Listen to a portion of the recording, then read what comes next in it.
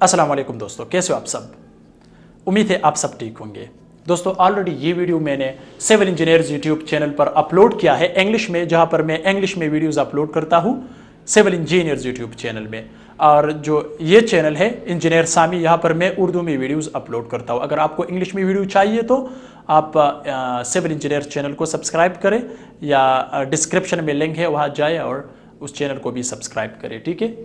तो चलते अपने टॉपिक की तरफ। दोस्तों आज का जो टॉपिक है हमारा वो है top 10 basic rules of column design. यानी आरसीसी कॉलम डिज़ाइन होने से पहले हमें कुछ बेसिक नॉलेज चाहिए, बेसिक रूल्स चाहिए। वो बेसिक रूल्स क्या है? ज़्यादातर जो सिविल इंजीनियर्स है या स्ट्रक्चर डिज़ाइनर है वो इग्नोर करता है बेसिक रूल्स को, या उनको पता भी नहीं है। तो ये जो रूल्स है, बेसिक रूल्स है, ये आपको कंस्ट्रक्शन साइट पे भी हेल्प कर सकता है। और इसी तरह अगर आपके साथ स्ट्रक्चर डिज़ाइनर नहीं है और आप एक बिल्डिंग को कंस्ट्रक्ट करना चाहते हो आप अपने आप के लिए, अपने फैमिली के लिए, तो आपको ये वीडियो बहुत ज़्यादा हेल्प दे सकती है। तो चलते हैं अपने टॉपिक की तरफ। तो दोस्तों इसी तरह वीडियोज़ देखने के लिए इंजीनियर सामी यूट्यूब चैनल को सब्सक्राइब करें और साथ में बगल में बेल आइकन है उसको भी मार्क करें ताकि आपको हर वीडियो की नोटिफिकेशन बर वक्त हासिल हो जाए। दोस्तों जो हमारे साथ पहला बेसिक रूल है इस टॉपिक में वो है try to choose square column. जिस तरह आपको पता है कि हमारे साथ बहुत से किस्म है, बहुत से अकसाम है आरसीसी कॉलम में, जैसा कि हमारे साथ स्क्वायर कॉलम है, रेक्टेंगुलर कॉलम है, इसी तरह सर्कुलर कॉलम है, बहुत टाइप है, टी टाइप कॉलम है, ओके। तो आई जैसे कि आई टाइप का है हमारे साथ। तो इस तरह आप ट्राई करें, कोशिश करें कि स्क्वायर कॉलम आप सेलेक्ट करें। स्क्वायर कॉलम आपको क्यों सेलेक्ट करना पड़ेगा? जब हमारे साथ जो एक्सियल लोड है, जहां पर कॉलम के सेंटर पर आप जब लोड आता है तो उस टाइम में हम क्या करेंगे? स्क्वायर कॉलम को सेलेक्ट करेंगे। जिस तरह आप देख सकते हैं ये हमारे साथ एक आरसीसी कॉलम है। जब लोड सेंटर पे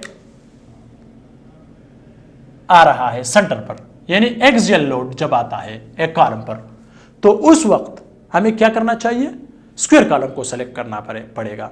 जब हमारे साथ एसेंट्रिक लोड है, eccentric due to eccentric load, मतलब जहां भी मतलब लोड आ जाए विदाउट द सेंटर, यानी हमारे साथ ये रेक्टेंगुलर कॉलम है और फॉर एग्जाम्पल अगर लोड इधर पर अप्लाई होता है या इधर पर जहां भी अप्लाई होता है, तो उस केस में यानी एसेंट्रिक लोड में हम क्या करेंगे? रेक्टेंगुलर कॉलम को सेलेक्ट करेंगे। इस बात को याद रखना, ठीक है। दूसरा जो मेन बेसिक पॉइंट है वो है spacing of lateral tie should be 100 to 200 millimetre. यानी जो रिंग्स होते हैं आरसीसी कॉलम में, उसकी जो स्पेसिंग है, दो स्टील बार यानी दो लेटरल टाई के माबेन जो स्पेसिंग है उसको कितना रखना चाहिए? 100 से 200 मिलीमीटर तक। वो क्यों 100 से 200 क्यों? जिस तरह आपको पता है दोस्तों ये हमारे साथ लैपिंग जोन है, आप देख सकते हैं। इसको मैं सबसे पहले इरेज करना चाहता हूं, ठीक है। ये दोस्तों आप देख सकते हैं ये हमारे साथ लॉन्गिट्यूडनल बार है, ठीक है, और ये भी लॉन्गिट्यूडनल बार है। इसी तरह जो टॉप में जहां पर हमारे साथ जो स्लैब है, जो छत है, छत के नजदीक जो जगह है या और जो फाउंडेशन का जगह है इधर, तो यहां पर हमें क्या करेंगे? क्लोजली लेटरल टाइज को स्पेसिंग करना पड़ेगा। इसी तरह इधर भी, जिसको हम लैपिंग जोन कहते हैं। और जो मिड में, जो दरमियान में फासला है हमारे साथ, इधर हम मैक्सिमम स्पेसिंग रख सकते हैं इधर। तो इसी तरह अगर बॉटम में हम 100 मिलीमीटर रखी तो मिड में हमें क्या करेंगे? 200 मिलीमीटर तक रख सकते हैं, या 150 मिलीमीटर 150 मिलीमीटर तक हम रख सकते हैं। इसको जरूर याद रखना, इस पॉइंट को, ठीक है। अब जो चौथा हमारे साथ बेसिक रूल है use minimum M20 grade concrete. यानी कम से कम M20 ग्रेड कंक्रीट यूज करना पड़ेगा आरसीसी कॉलम के लिए, कम से कम, जिसका रेशो क्या है? 1:1.5:3। 1 सीमेंट है, 1.5 part is sand and 3 part is aggregate, ठीक है। जो दोस्तों हमारे साथ 5 नंबर पे जो हमारे साथ बेसिक रूल है, longitudinal bar should be bent same like dug leg. How? As you can see, this is guys RCC column main bars should be bend like dug leg, जो बतख होता है इसका जो लेग है इसी तरह, ठीक है। या मैं इसका शेप बनाना चाहता हूँ like this, okay, as you can see like this, okay, but this side dog leg. Now what should be the length of this, distance of this, इसकी लंबाई कितना होना चाहिए? मिनिमम 12 इंच से कम नहीं होना चाहिए, लेकिन आप 16D का फार्मूला भी यूज कर सकते हैं। सही है दोस्तों, ओके। अब 6 नंबर पर है हमारे साथ, use minimum 4 numbers longitudinal bars and square column also and rectangular, यानी जो स्क्वायर कॉलम है हमारे साथ इस किस्म का और या रेक्टेंगुलर कॉलम है, उसमें मिनिमम हम क्या करेंगे, 4 नंबर्स यूज करेंगे। 4 नंबर्स से कम नहीं होना चाहिए स्क्वायर कॉलम में, चाहे वो रेक्टेंगुलर कॉलम है या स्क्वायर कॉलम है, ठीक है। जो 7 नंबर पे है हमारे साथ क्या है, top and bottom area of the column should be same.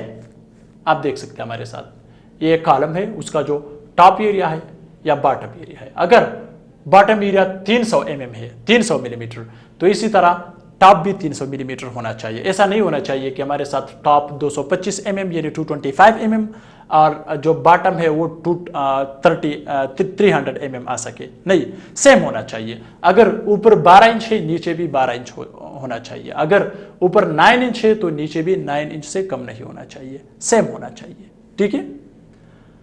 8 number पर है हमारे साथ, use minimum 12 millimetre dia of steel bar for column longitudinal bars, कम से कम 12 millimetre dia of steel use करना चाहिए, इससे कम नहीं करना चाहिए, यूज नहीं करना चाहिए RCC कॉलम में। और अगर आप यूज करें तो फिर बहुत प्रॉब्लम्स आप फेस करेंगे फ्यूचर में, ओके। इसी तरह 9 नंबर पर हमारे साथ है, minimum size of RCC column should not be less than 225 by 225 mm, यानी 225 by 225 mm size of the column, इससे कम नहीं होना चाहिए। और इसी तरह 4 नंबर्स होना चाहिए कम से कम, और हर एक स्टील बार का डाया कितना होना चाहिए, 12 मिलीमीटर होना चाहिए ऑफ 12 mm, ठीक है। तो ये हमारे साथ 9 नंबर पर बेसिक रूल।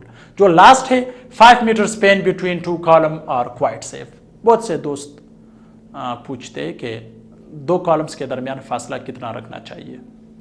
मिनिमम, यानी मिनिमम नहीं, क्वाइट सेफ हमारे साथ महफूज है 5 metre, 5 metre is quite safe, but use minimum in 20 grade concrete. इस बात को याद रखना, अगर आप 5 मीटर रखना चाहते हैं और आप कह रहे हैं कि कुछ भी नहीं होगा फ्यूचर में, ये सेफ है, सेफ होगा, लेकिन कब, M20 ग्रेड कंक्रीट होना चाहिए, कम से कम डाया 12 मिलीमीटर होना चाहिए, top bar, top area of the size of the column and bottom area of the size of the column should be same, एक यकसा होना चाहिए, जैसे कि मैंने डिस्कस किया।